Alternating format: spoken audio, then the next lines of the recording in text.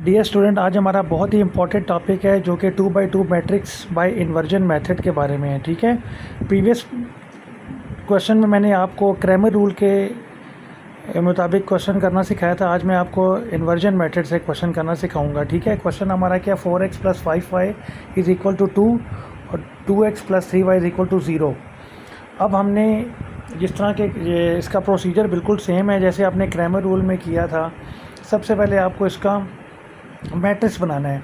क्या करेंगे, x के साथ 4 है, y के साथ 5 है तो 4 और 5 लिख दिया है, और नेक्स्ट लाइन में 2x है तो 2 लिख दिया, 3y है तो 3 लिख दिया। ठीक है, और x और y इसके वो हैं पैरामीटर्स हैं जो कि वेरिएबल्स में हैं तो वो लिख लिए। इज़ इक्वल टू जो आपको ये आगे 2 वैल्यूज़ दी थी, एक लाइन में 2 थी और दूसरे में 0, तो हमने एज इट इज़ इसको वैसे ही लिख लिया है। अब हमने इसको देखना है आया इसको सॉल्व करने से हमारे पास हमारा मैट्रिक्स सिंगुलर है या नॉन सिंगुलर है। ठीक है, जैसा कि आपको मैंने क्रैमर रूल के बारे वाले क्वेश्चन में भी बताया था। ठीक है, ये बहुत इंपॉर्टेंट स्टेप होता है। ठीक है, अगर आपका आंसर 0 आ जाए तो आपका क्वेश्चन वहीं ख़त्म हो जाता है। ठीक है, तो सबसे पहले हम इसको फाइंड करते हैं। a इज़ इक्वल टू 4, 5 और नीचे लो में आ जाएगा 2 और 3। ठीक है, अब आपने करना क्या है, क्वेश्चन को सॉल्व करने का तरीका जिस तरह हमने क्रैमर रूल में किया था, हमने पहले देख लेना ये आया ये सिंगुलर है या नॉन सिंगुलर है। ठीक है, तो हमने डिटरमिनेंट फाइंड करना है इसका, जिस तरह हम इसको डायगोनल मल्टीप्लाई करते होते हैं। अब सबसे पहले आपने इसको सॉल्व करने के लिए क्या करना है, आपने इसको 4 और 4 और 5 हैं, 2 और 3 हैं। ठीक है, तो हमने करना क्या होता है, 4 और 3 आपस में मल्टीप्लाई हो जाएंगे जो बनता है 12, और 4 और 2 आपस में मल्टीप्लाई हो जाएंगे डायगोनल। ठीक है, जो आता है 10, सेंटर में साइन माइनस का आता है। ठीक है, अब 12 में से 10 गए तो आंसर आता है 2। इट मीन ये नॉन सिंगुलर है। ठीक है, अगर ये आंसर सिंगुलर हो जाए यानी 0 आ जाए आंसर किसी भी क्वेश्चन में तो वो सिंगुलर हो जाता है और आपका क्वेश्चन वहीं रुक जाता है। ठीक है, ख़त्म हो जाता है।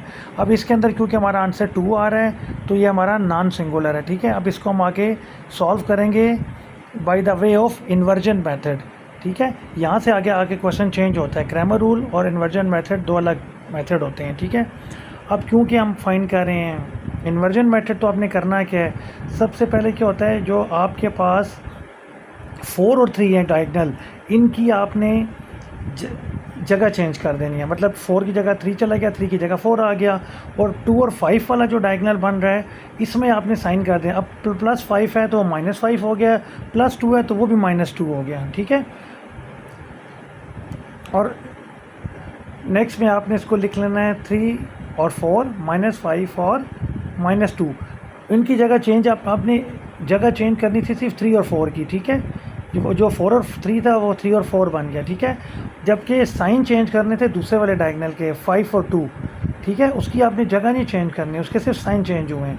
तो आपने जॉइंट ऑफ ए ले लेना है। आपके पास 2 आया था तो हम उसको 1/2 कर देंगे, और आगे आपने वही क्वेश्चन जो आपने भी फाइंड किया है जिसकी जगह चेंज की थोड़ी, क्या आपने वो साइन चेंज किए थे वो लिख लेना है। ठीक है, अब x is equal to a of inverse into b, ये हमारा फार्मूला होता है, इसी के अकॉर्डिंगली अब हमें क्वेश्चन करना है। ठीक है, x वाली जगह पर आपने जो पैरामीटर्स होते हैं, जो वेरिएबल्स हैं x और y, वो लिख लिए। a आपने इसका इन्वर्स निकाल लिया जो आपके पास 1/2 आ गया था, और b आपके पास क्या था जो आपने ऊपर फाइंड किया है 3, -5 फर्स्ट रो में, -2 और 4 दूसरी रो में, और आगे आपके जो पैरामीटर क्वेश्चन में गिवन थे 2 और 0। फर्स्ट लाइन में 2 था, सेकंड लाइन में 0 था, जिसको आप 1 और 2 इक्वेशन भी बना सकते हैं। ठीक है, अब आपने इसको सॉल्व किया 1/2 तो आंसर आपके पास आ गया 5 3 = 15, 9 4 = 60।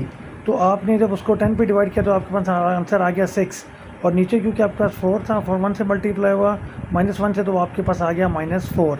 ठीक है, अब आपने करना क्या है, इसके अंदर आपने उसको पैरामीटर्स फॉर्म में लिख लेने हैं।